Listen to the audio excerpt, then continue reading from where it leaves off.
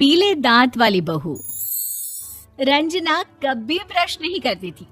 उसे कितनी बार उसके माँ बाप ने डांटा, लेकिन उसका कोई असर उस पर होता ही नहीं था, जिस कारण से उसके दांत पीले पीले हो जाते हैं। शादी के बाद। अरे बहू, वैसे तो तुझ में कोई कमी नहीं है, पर तेरे दांत इतने पीले कैसे हैं बेटा? कैसे मतलब? कोई सर्जरी थोड़ी ना कराइए। वो तो क्या नाम, मैं ब्रश नहीं करती थी तो पीले हो गए। अब क्या करूं? आप कहें तो लाल करवा लूं या फिर काले? यार ये क्या है, क्यों माँ से लड़ रही हो? लड़ रही हूँ?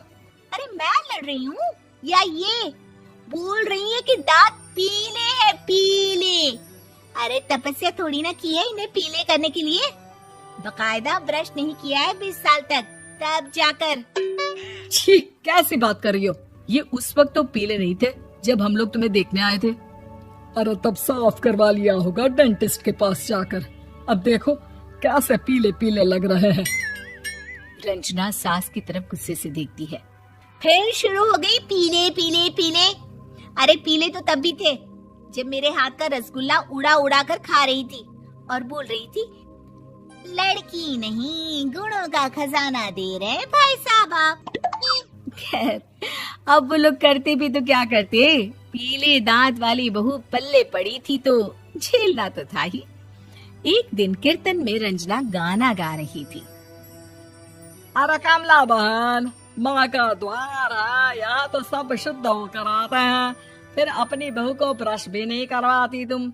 दूर से पीले पीले दांत भक्ति में बाधा उत्पन्न कर रहे हैं।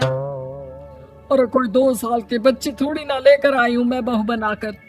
अच्छी खासी लड़की है, अरे कैसे करवाऊं ब्रश? ये तो उसे खुद करना चाहिए ना। अब माँ बाप तो इसके जैसे तैसे निपटा दिए, ये नहीं सोचा कि सास कैसे संभालेगी। सास बहू को लेकर घर आ जाती है, लेकिन सोच लेती है कि अब इसे लेकर कहीं नहीं जाएगी। अगले रोज बहू कहती है, अरे क्या हो गया, मंदिर नहीं जाना क्या? कीर्तन का वक्त हो रहा है। मेरी मधुर वाणी से कान्हा जी जागते हैं और सोते हैं। आप तो जानती है ना उनकी भक्ति में कितना मन लगता है मेरा। वो क्या है ना, तबीयत ठीक नहीं लग रही है मेरी, आराम करूंगी मैं। तबीयत ठीक नहीं लग रही? अभी तो मिथुन के गाने पर नाच रही थी आप, और अब बोल रही है कि तबीयत ठीक नहीं लग रही। अरे भक्ति में मन लगा लो सासू माँ, ऊपर जाना है, क्या मुंह दिखाओगी आप? हाँ? सास को बहू की बात पर गुस्सा आ जाता है। मैं क्या मुंह दिखाऊंगी, इसकी चिंता तो ना कर, समझी? अपने मुंह की चिंता कर, जो ये पीले पीले दांत लेकर हर जगह पहुंच जाती है। पता है लोग कितना मजाक बनाते हैं। ना जी ना, मैं नहीं जाना कहीं तेरे साथ। तो ये बात है, कोई ना, मत जाओ, मैं अपने कमरे में ही बैठकर भक्ति कर लूंगी। ऊपर वाला दांत थोड़ी ना देखता है, मन देखता है, भावना देखता है।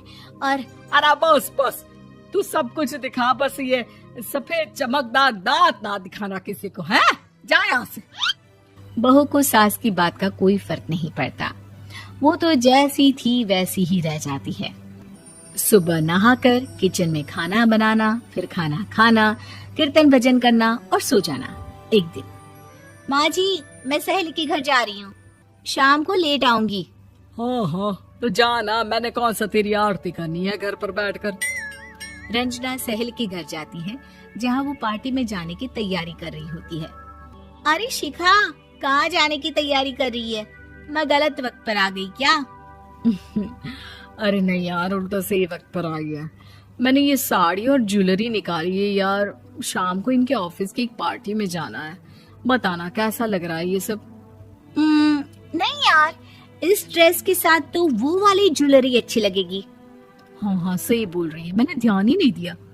वैसे तो हमेशा से मस्त फैशन सेंस रखती है। तो बड़ा जाती होगी ना पति के साथ पार्टी में। रंजना कुछ नहीं बोलती, बस सोचती है कि यार काश ये बात सही हो जाती, पर मैं क्यों नहीं जाती पार्टी में? क्या इन लोगों की कोई पार्टी होती नहीं होगी? रंजना घर आती है और रात में पति से सवाल करती है, एक बात बताइए, आप मुझे किसी पार्टी में क्यों नहीं ले जाते? क्या आपकी यहाँ ऑफिस में पार्टी नहीं होती? पति बेचारा क्या कहता कि दांत पीले हैं तुम्हारे इसलिए। अरे कोई पार्टी होती नहीं हम लोगों के ऑफिस में, तो कहाँ से लेकर जाऊं?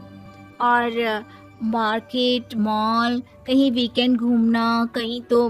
अरे यार सारे हफ्ते में एक छुट्टी मिलती है, तो सोचता हूँ कि आराम ही कर लूं। क्यों? रंजना मन मार के रह जाती है।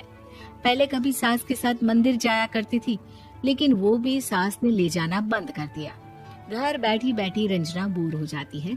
तभी उसे आइडिया आता है और वो मायके जाने का सोचती है। सासू माँ, 2 दिनों के लिए मम्मी के घर जा रही हूँ। अच्छा ठीक है, आराम से जा। और हाँ, माँ से कुछ अच्छी आदत सीख कर आना कि कैसे शरीर के हर भाग की तरह दांतों की सफाई भी जरूरी होती है, समझी? शुरू हो गई ना आप। वो लोग आपकी तरह नहीं है कि छोटी छोटी बात का बतंगड़ बना दे। उन लोगों के लिए मैं मायने रखती हूँ, ना कि मेरे पीले पीले दांत। रंजना माँ को बिना बताए उन लोगों को सरप्राइज देती है, लेकिन जैसे ही वो दरवाजे पर पहुंचती है, अंदर देखती है कि घर वाले कहीं जा रहे होते हैं। अब माँ, काश रंजना दीदी के दांतों वाली प्रॉब्लम नहीं होती, तो वो भी हम लोगों के साथ चलती ना बुआ जी की बेटी की शादी में। हाँ बेटा, लेकिन अब उसे कौन समझाए कि उसको उसके पीले दांत नहीं दिखते, लेकिन उसके आसपास के लोगों को कितना एम्बैरेसिंग फील कराते हैं। मुझे तो कितनी बार उसके स्कूल की टीचर ने शिकायत की कि उसके साथ कोई लड़की बैठना भी नहीं चाहती, और ना ही कॉलेज में कोई उससे बात करना चाहता था। लेकिन पता नहीं क्यों उसे ये बात समझ में ही नहीं आती। कोई कमी नहीं है उस लड़की में, बस यही कि दांत पीले हैं। वो तो भला हो जीजा जी और उनकी माँ का, जो दीदी को जैसी है वैसे ही रखा हुआ है। रंजना को अपने घर वालों की बात सुनकर बहुत दुख होता है। वो सोचती है कि वो क्या करे, लेकिन फिर वो सीधा डेंटिस्ट के पास जाती है, अपने दांत चमकाती है और कसम खाती है कि वो रोज ब्रश करेगी। अरे क्या हो गया? तुम तो 2 दिनों के लिए गई थी ना। पर कोई ना, अच्छा है, चलो आ गई तो। रंजना सास के सामने आकर खड़ी हो जाती है और पूरी स्माइल करती है, उसके चमकदार दांतों को दिखाती हुई। हैं? चले मंदिर। माँ, मुझे माफ कर दीजिए, मैंने आप लोगों को बहुत एम्बैरेसिंग फील करवाया। मैं आज से रोज ब्रश करूंगी।